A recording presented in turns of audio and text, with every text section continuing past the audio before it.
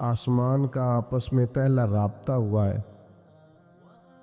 وہ نہ تو بظاہر عقیدہ توحید پر ہے، نہ عورتوں کے حقوق کی بات کرتی ہے، نہ غلاموں کی بات کرتی ہے۔ جو پہلی وحی نازل ہوئی ہے وہ وحی یہ کہتی ہے کہ اقرأ بسم ربک الذی خلق، پڑھو اپنے رب کے نام سے جس نے پیدا کیا ہے۔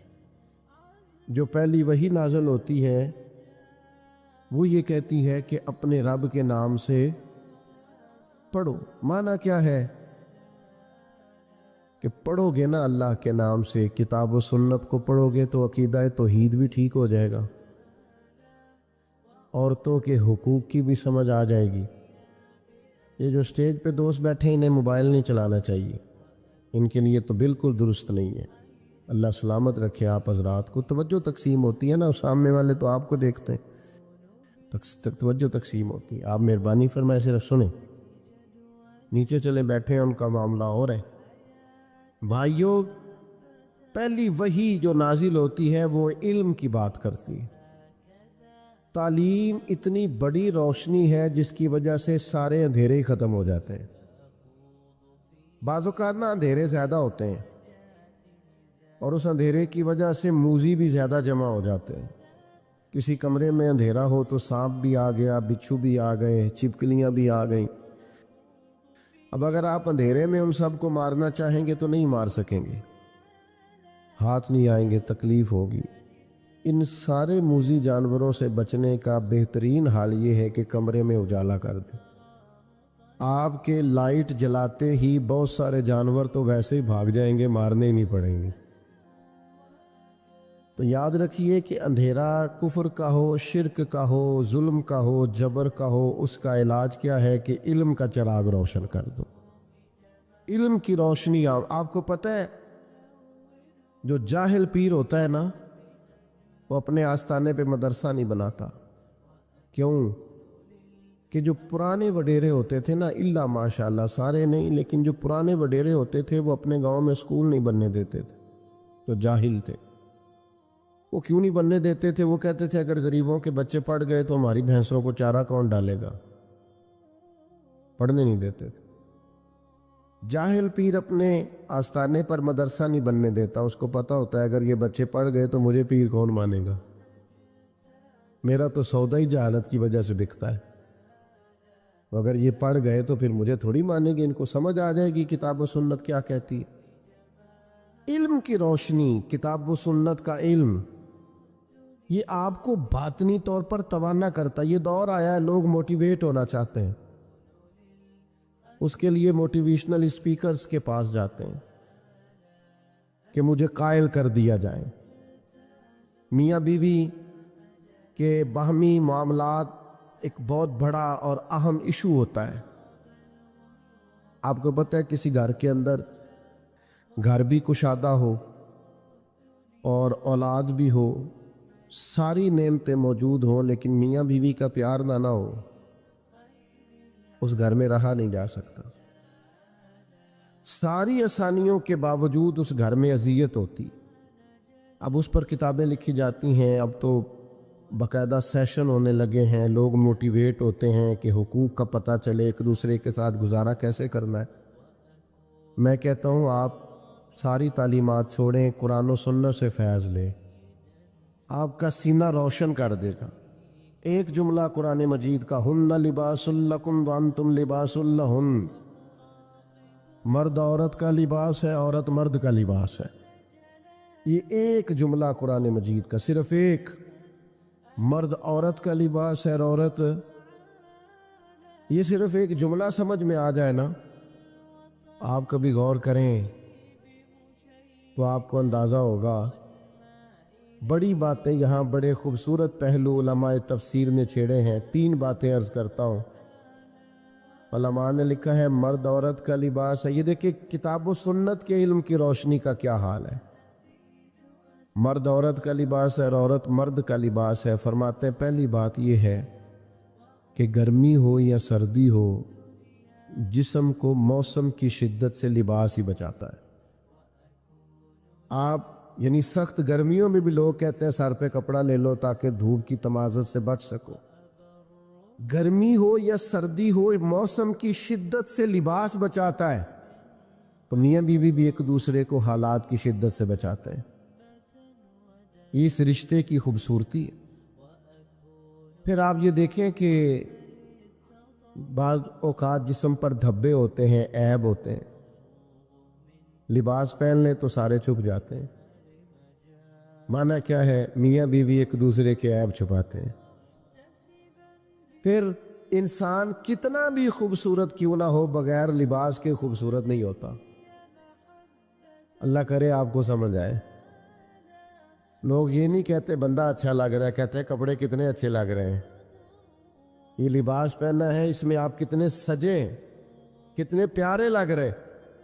دین نے کہا میاں بیوی ایک دوسرے کا لباس ہے، مرد بیوی کی وجہ سے سجے گا، عورت خامند کی وجہ سے زینت پائے گی۔ تو قرآن مجید کا جو علم ہے، قرآن مجید کی جو تعلیمات ہیں، کتاب و سنت کے جو ارشادات ہیں، وہ تازہ دم کریں گے۔ جب تک امت قرآن مجید سے رہنمائی لے گی، جب تک امت قرآن مجید کی طرف رغبت کرے گی، حدیث پاک کی طرف توجہ کرے گی، یہ آسان زندگی گزارے گی۔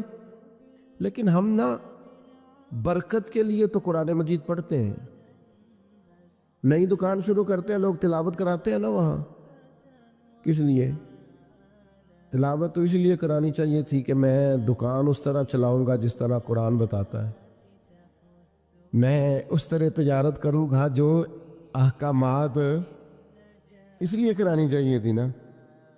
لیکن عجیب فلسفہ ہے نا، قرآن پڑھایا جا رہا ہے دکان پہ، اور اگر کام سارے وہ ہوں جو قرآن مجید کی تعلیم کے مخالف ہے تو برکت آئے گی قرآن پڑھنے سے؟ آپ تجارت اس طرح کریں جو تعلیم قرآن ارشاد فرماتا ہے، آپ صرف برکت دیکھیں۔ جی میں نے نیا مکان بنایا ہے تو قرآن پڑھا لو، کس لیے؟ آپ یہ بتائیں کہ آپ نے مکان اسی طرح بنایا نا حلال پیسوں کا جو قرآن بتاتا ہے؟ آپ اس میں زندگی اسی طرح گزاریں گے جو قرآن تعلیم دیتا ہے؟ تعلیم قرآن کے مطابق قرآن کہتا ہے یا ایھا الذین آمنوا قوا انفسکم واہلیکم نارا، اے ایمان والو خود بھی جہنم سے بچو اور اپنے گھر والوں کو بھی جہنم سے بچاؤ۔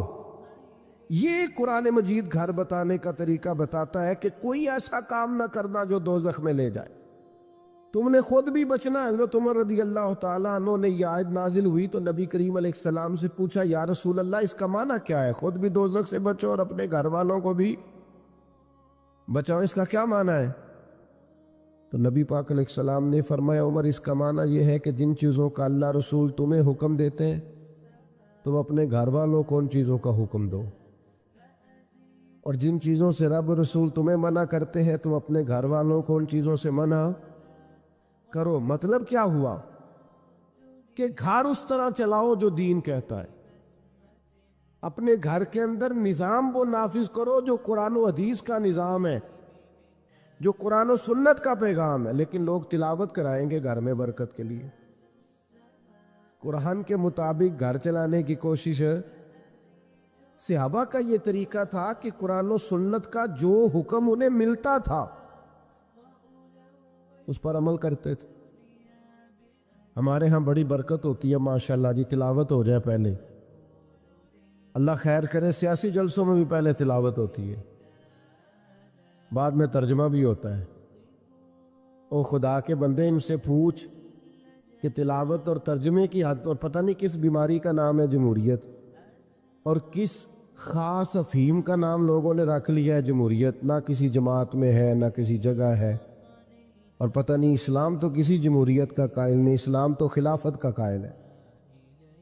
اسلام تو کہتا ہے کہ آپ کو کوئی نیا قانون بنانے کی ضرورت ہی نہیں، قانون تو اللہ رسول نے بنا دیے، آپ نائب بن کے ان کا نفاذ کرے، بات ختم ہو گئی۔ اور لوگ اپنا اپنا چورن بیچتے ہیں، اور قوم کو وہ جس زمانے میں غالباً 97 میں یا 99 میں ایک حکومت بدلی تھی، تو میں صبح صبح ایک جگہ پہ اخبار پڑھ رہا تھا، تو ایک بابا جی ناشتہ بیچا کرتے تھے. میں نے ان سے کہا آپ کو پتہ ہے رات کی حکومت بدل گئی؟ کہنا پتر جیڑا مرضی آوے، میں تے مزدوری کر کے روٹی کھانی. سانوں تے حکومتاں دا کدے کوئی فائدہ نظر، محنت کرتے ہیں تو کھاتے ہیں، کہیں نظر نہیں آتا یہ معاملہ کیا ہے. تو بھائی یاد رکھیں گے آپ کہ آپ تلاوتیں تو کرا رہے ہیں اسمبلیوں میں بھی، دیگر جگہوں، یہ بھی بتائیں کہ قرآن کے نظام کے مطابق چلا رہے ہیں نظم کو. قرآن مجید، حدیث پاک یہ عمل کے لیے ہے. ہمارے ہاں جلسے ہوتے ہیں، کتنے گھنٹے کی تقریر ہوئی؟ 3 گھنٹے کی. کتنے گھنٹے کی تقریر ہوئی؟ 2 گھنٹے. کتنے گھنٹے کی تقریر ہوئی؟ 1.5 گھنٹے کی. اب آپ ساری تقریر چھوڑیں، 5 منٹ اس جو تقریر ہے اس میں سے 5 منٹ والی تقریر پہ عمل کریں. جو بتایا گیا اس میں سے 5. میں ایک جگہ پہ بیان کے لیے گیا تو گفتگو میں نے کی، میں آ گیا. اگلے سال وہ دوست پھر آگے کہنے لگے پچھلے سال آپ نے 25 منٹ تقریر کی تھی، عید کی لمبی کیجئے گا. میں نے کہا 25 منٹ والی پہ عمل ہو گیا. اگر تو 25 منٹ والی پہ عمل ہو گیا تو چلو اس دفعہ 40 منٹ کر لیتے ہیں. لیکن اگر ہم نے قرآن و حدیث کو بھی معاذ اللہ کانوں کے ذائقے کے لیے رکھا ہوا ہے، کیا بات کی، بڑا مزہ آیا ماشاءاللہ، وہ عمل کب کرنا؟ صحابہ کرام نے کتاب و سنت کو لیا تو وہ سمجھتے تھے یہی تعلیمات نجات ہے. جو حکم آیا عمل کیا. اللہ نے فرمایا لن تنالوا البر حتی تنفقوا مما تحبون، تم ہرگز بھلائی کو نہیں پہنچو گے جب تک اپنی پیاری چیز خرچ نہ کرو. بل اللہ مولاکم، فرمایا بلکہ اللہ تمہارا مولا ہے. وَهُوَ خَيْرُ النَّاصِرِينَ، اور وہ بہترین مددگار ہے. وہ جو رب تمہارا مولا ہے وہ بہترین مددگار ہے.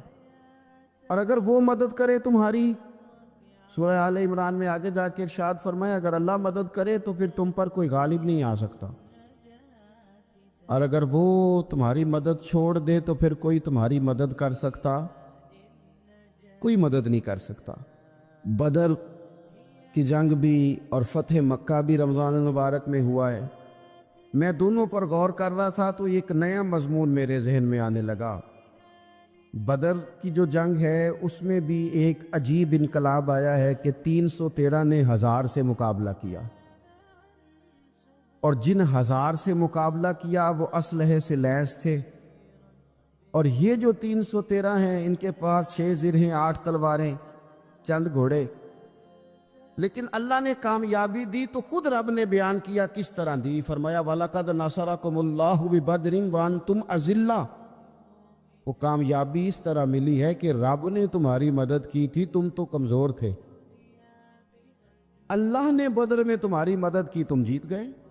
وَلَقَدْ نَصَرَكُمُ اللَّهُ بِبَدْرٍ وَأَنْتُمْ أَذِلَّةٌ. اللہ نے بدر میں تمہاری مدد کی، تم تو کمزور تھے. پھر فتح مکہ نصیب ہوئی تو اس میں بھی بہترین منصوبہ بندی نبی پاک علیہ السلام نے فرمائی، بہترین حکمت عملی حضور نے اپنائی. لیکن ہمیں جو اللہ رسول نے بات سمجھائی وہ کیا ہے؟ اذا جاء نصر اللہ والفتح، فرمایا جب اللہ کی مدد آئی اور فتح نصیب ہو گئی. یہ اللہ نے مدد فرمائی تمہاری. یہاں بھی فتح مکہ بھی اللہ کی مدد سے، جنگ بدر بھی اللہ کی مدد سے. وہ جو مدد ہے اللہ تعالیٰ کی، جب وہ ہم یہ کرتے ہیں کہ ہم اپنی ساری زندگی سیاست کی نظر کر دیں. ہماری سیاست صرف ملک میں نہیں ہوتی، ہماری سیاست خاندان میں بھی ہوتی ہے. ہم گھر کے اندر بھی سیاست کرتے ہیں. ہم کسی خاص طریقے سے لوگوں کو اپنے پیچھے چلانا چاہتے ہیں. ہم ایک خاص اسلوب اختیار کرتے ہیں کہ لوگ ہمارے پیچھے چلیں. اس کا نقصان ہمیں یہ ہوتا ہے کہ سیاست جو ہوتی ہے یہ شطرنج کے ہیر پھیر کی طرح ہوتی ہے. تو اس کے راز بڑی جلدی کھلنے لگ جاتے ہیں. پتہ چل جاتا ہے کہ بندہ مخلص نہیں تھا، سیاست کر رہا تھا، طریقے سے اس نے جوڑ کے رکھا ہوا تھا. ہم ہر جگہ سیاست کے بل بوتے پر چیزوں کو لے کے چلنا چاہتے ہیں، سیاستیں ناکام ہو جاتی ہیں، سیانے لوگ فیل ہو جاتے ہیں. بچتا صرف وہی ہے جس کے پیچھے رب تعالیٰ کی مدد شامل حال ہوتی ہے. اپنی زندگی کے اندر ہم جو کچھ بھی کر رہے ہیں، جس شعبے سے بھی ہمارا تعلق ہے، آج ہم نے اس بات پہ غور کرنا ہے کہ پہلے تو یہ غور کر لیں کہ جو کام ہم کر رہے ہیں کیا وہ کام ایسا ہے کہ اس میں اللہ کی مدد ہمیں ملے گی؟ اگر آپ کوئی معاذ اللہ ناجائز کام کر رہے ہیں، فعل حرام کا ارتکاب کر رہے ہیں، تو اس میں تو مدد الہی آئے گی نہیں۔ پہلے تو یہ دیکھیں جو کر رہے ہیں وہ کام مدد الہی والا ہے، اور اگر اللہ تعالیٰ کی مدد والا وہ کام ہے پھر اس پر غور کریں کہ کیا ہم نے مالک سے مدد کا سوال کیا ہے، ہمیں مدد میسر آ رہی ہے۔ وہ میں نے بزرگوں سے ایک بات سنی تھی، وہ بڑی یاد رہ گئی۔ وہ فرمایا کرتے تھے قابلیت بھی بڑی چیز ہے لیکن قبولیت سب سے بڑی چیز ہے۔ قابل ہونا بھی بڑی بات ہے لیکن زیادہ بڑی بات یہ ہے کہ اس کی بارگاہ میں قبول بھی ہے کہ نہیں۔ اپنی زندگی میں اللہ کی مدد کی طرف بڑھیں، مالک کی مدد کا حصول اختیار کرنے کی کوشش کریں، اللہ کے ساتھ اپنے آپ کو جوڑیں۔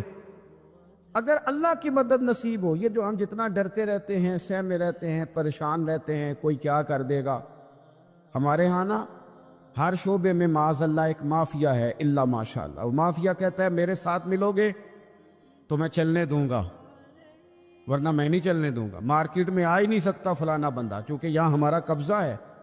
اور میرے بھائی پھر بہت سارے لوگ جن کی نیتیں اور ارادے بڑے اچھے ہوتے ہیں شروع میں، وہ بھی اس مافیا کا شکار ہو جاتے ہیں اور ان کے رنگ میں رنگ جاتے ہیں۔ یاد رکھنا، کسی شخص کی بلیک میلنگ کا کبھی شکار نہ ہونا، کبھی کسی کی میٹھی اور مسجع مکفہ باتوں کا شکار نہ ہونا۔ کوئی کیا کر سکتا ہے اگر اللہ مددگار ہو تو؟ جس کو رب کریم اٹھانا چاہے اسے کوئی گرا سکتا ہے؟ ہم یہ ڈرے ڈرے سہمے پریشان فیصلہ کرنے کی طاقت نہیں، مجھے چلنا چاہیے کہ نہیں، اٹھنا چاہیے کہ نہیں، کرنا چاہیے، اٹھ باندھ کمر کیوں ڈرتا ہے؟ پھر دیکھو خدا کیا کرتا ہے۔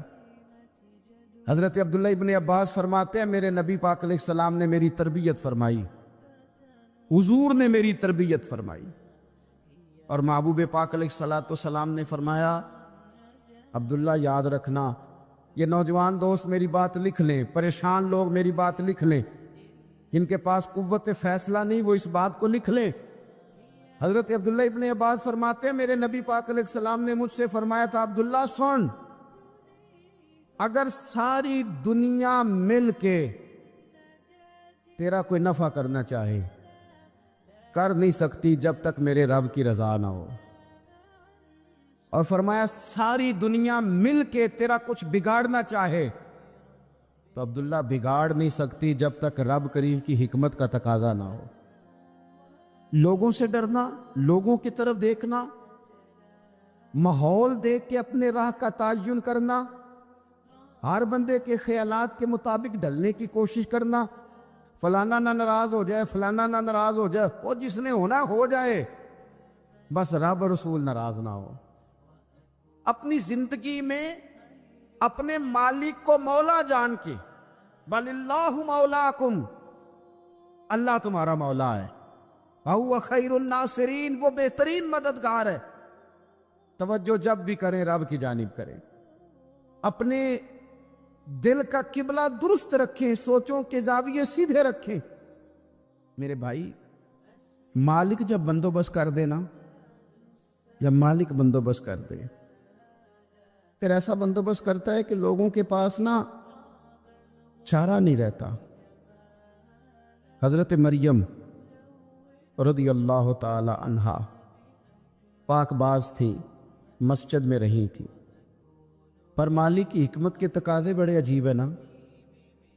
پھر جناب مریم کو اللہ تعالیٰ نے بغیر شوہر کے اولاد عطا کر دی۔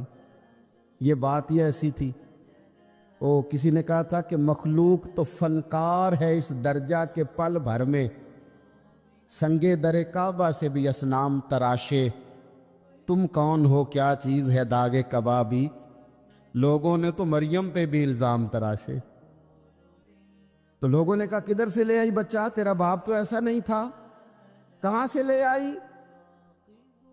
اللہ کرے میں آپ کو سمجھا سکوں، ذرا اپنے آپ کو وہاں کھڑا کریں کہ ایک پاک باز عورت، پاک باپ کی بیٹی، طیب ماں کی بیٹی، اور اللہ کے گھر میں پرورش پانے والی خاتون، ایک وہ وقت اور ایک یہ وقت کہ اس عورت کو کٹہرے میں کھڑا کر کے پوچھا جا رہا ہے کہ معاذ اللہ تیری گود میں بچہ جائز نہیں ہے، کہاں سے لائی ہے؟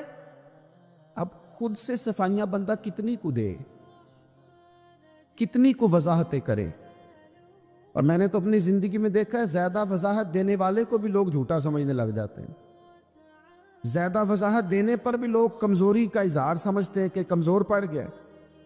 آپ صلح کی کوشش کرتے ہیں، سامنے والا بزدل سمجھ لیتا ہے۔ زیادہ وضاحتیں بھی کمزور کر دیتی ہیں۔ اب حضرت مریم کو کٹہرے میں کھڑا کر کے کہا بچہ کس کا ہے؟ تو پھر خدا بندوبست جب کرے، اللہ جب مددگار ہو، تو پھر حضرت مریم کی گواہی درختوں سے نہیں دلوائی، اس نے پتوں سے نہیں دلوائی، پھر فرشتے نہیں بھیجے۔ حضرت مریم کہنے لگی مجھ سے نہ پوچھو، وہ جو پنگوڑے میں ہے اسی سے پوچھ لو، ان سے پوچھو نا، وہ کون ہے پوچھ لو، ان سے کر لو سوال۔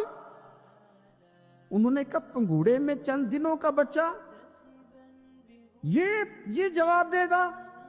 مددگار تھا رب، ان کی برات کا اعلان کرنا تھا مالک نے، اور جب مالک اعلان کر دے، جب مالک تیری صفائی دینا چاہے، جب مالک تجھے دنیا کے سامنے نکھارنا چاہے، تو پنگوڑے میں لیٹے حضرت عیسیٰ بول کے کہنے لگے انی عبد اللہ آتانی الکتاب، فرمایا میں اللہ کا بندہ ہوں، رب نے مجھے کتاب عطا کر کے نبی بنا کے دنیا میں بھیجا ہے، میں اللہ کا بندہ ہوں، کتاب لے کے آیا ہوں، نبی بن کے آیا ہوں۔ پھر پنگوڑے سے اعلان ہو گیا، پھر بچہ بول پڑا، اور یہ ایک دفعہ نہیں بات ہوئی۔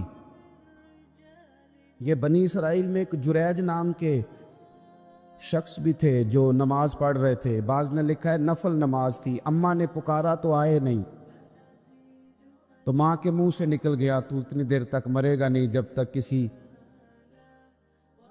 بے حیا عورت کا منہ نہ دیکھ لے۔ تو وہ عبادت گزار تھے، لیکن لوگوں نے ان کی عبادت، ریاضت، پرہیزگاری کو نہیں دیکھا، بس ایک عورت کو بھیج کے الزام لگوا دیا۔ وہ عورت آیا جایا کرتی تھی، اب آ جاتی ہیں عورتیں،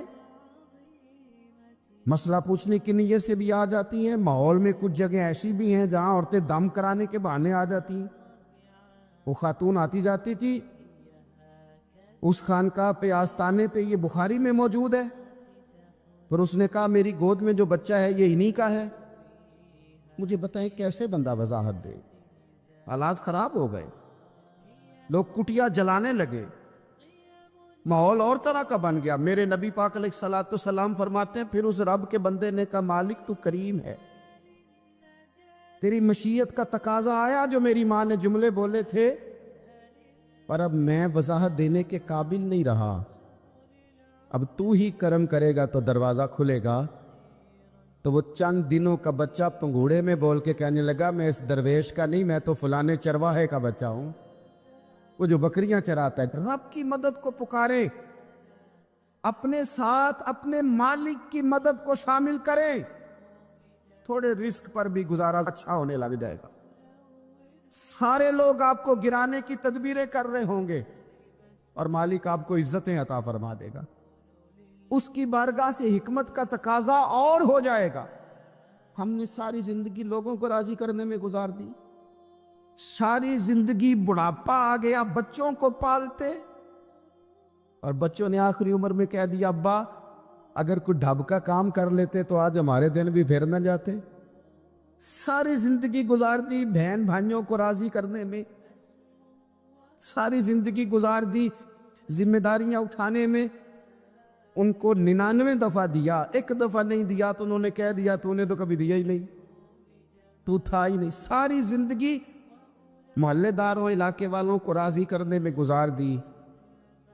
اور میں نے ایسے لوگ بھی دیکھے دین کے لیے وقت گزارا، لیکن جب بڑھاپے میں دانت کام نہ کرتے تھے تو وقت کے مفتیوں کو بھی مسجدوں کی کمیٹیوں نے کہہ دیا اب آپ کی سمجھ نہیں آتی، ہم نے خطیب کو یور رکھنا ہے، نہ دیکھو دنیا کی طرف، دنیا رلا دیتی ہے، نہ راضی کرو بندوں کو، بندے تھکا دیتے ہیں، نہ پیچھے بھاگو ہر وقت دنیا داروں کے، یہ انسان کو کمزور کر دیتے ہیں، وہ تو کریم ہی بڑا ہے، 2 آنسو زمین پر بعد میں گرتے ہیں، بندے کے گناہ سارے پہلے معاف فرما دیتا ہے۔ اللہ کی مدد کا حصول، اپنے مالک کی مدد کی طرف بڑھنا، آپ کو بدر کی جنگ بھی یہی درس دے گی، آپ کو احد کا میدان بھی یہی سبق دے گا، فتح مکہ بھی یہی سبق دے گا۔ میرے دوستو، جب رب مدد فرمائے، جب اللہ مددگار بنے، دوستوں سے ایک بات اکثر کرتا ہوں، میں کہتا ہوں کہ جتنے درد سے آپ امیر کو اپنی کہانی سناتے ہیں نا، اور جس طرح آپ کے آنسو بات کرنے سے پہلے گر جاتے ہیں کہ غریب ہیں، بچیاں ہیں، کاروبار میں، او میرے سنگیو، اس سے آدھے آنسو اپنے رب کی بارگاہ میں بکھیرو۔